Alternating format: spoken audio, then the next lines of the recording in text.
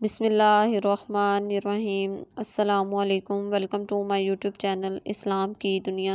جی ناظرین، تو میری آج کی ویڈیو کا ٹاپک ہے رمضان المبارک کی تیاری کیسے کریں۔ جیسا کہ ہم سب جانتے ہیں رمضان المبارک آنے والا ہے، چند دنوں کی مسافت پر ہے، تو اس مبارک مہینے کے آنے سے پہلے ہمیں اس کی تیاری بھی تو کرنی چاہیے۔ تو وہ کس طرح سے کرنی چاہیے، ویڈیو سٹارٹ کرنے سے پہلے آپ سب سے ریکویسٹ ہے جو میرے چینل پر نہیں ہے پلیز وہ میرے چینل کو سبسکرائب کر لیں اور بیل آئیکن کو پریس کر لیں تاکہ آنے والی ہر نیو ویڈیو ان تک جلدی سے پہنچ جائے۔ الحمدللہ، جیسا کہ ہم سب جانتے ہیں کہ رمضان المبارک قریب ہے، یعنی رجب کے بعد شعبان اور شعبان کے بعد رمضان المبارک آتا ہے۔ تو آئیں مل کر رمضان المبارک کی تیاری کریں۔ آپ صلی اللہ علیہ وآلہ وسلم نے جو فرمایا پہلے اس پر خود عمل کیا۔ بے شک آپ صلی اللہ علیہ وآلہ وسلم نے رمضان کے آنے سے پہلے اس کی تیاری کی، یعنی اس کا استقبال کیا۔ وہ کیسے کیا وہ سنیں، اس طرح سے کہ آپ صلی اللہ علیہ وآلہ وسلم رمضان کا استقبال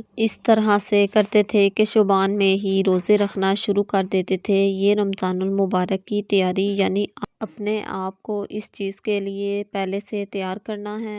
رمضان المبارک کی تیاری کے لیے سب سے پہلے ہمیں اپنی جسمانی تیاری کرنی چاہیے، یعنی اپنی ایٹنگ ہیبٹس کو چینج کرنا چاہیے ابھی سے، کیونکہ اگر اچانک سے چینج کریں گے تو طبیعت خراب ہو سکتی ہے۔ ابھی سے اپنی خوراک کو آہستہ آہستہ کم کریں اور اس کے ساتھ ساتھ نفلی روزے رکھنا شروع کر دیں، اور ابھی سے اپنی نیند کو ریگولیٹ کر لیں، یعنی اپنے سونے اور اٹھنے کے اوقات کو رمضان کے مطابق سیٹ کر لیں۔ اور رمضان المبارک سے پہلے ہمیں سچی توبہ کر لینی چاہیے، یعنی اپنے گناہوں کی اللہ تعالیٰ سے معافی مانگ لینی چاہیے اور اپنے دلوں کو صاف کر لینا چاہیے، اور اپنے دل میں دوسروں کے ساتھ نیکی کا جذبہ پیدا کریں، کیونکہ رمضان المبارک نیکیوں کا موسم ہے، اس لیے ہمیں نیکیاں کر کے زیادہ سے زیادہ فائدہ حاصل کرنا چاہیے۔ اور اس کے ساتھ ساتھ ہمیں ابھی سے ہی قرآن پاک زیادہ سے زیادہ پڑھنے کی عادت بھی بنا لینی چاہیے۔ اور رمضان المبارک بہت ہی رحمتوں اور برکتوں والا مہینہ ہے، پورے سال میں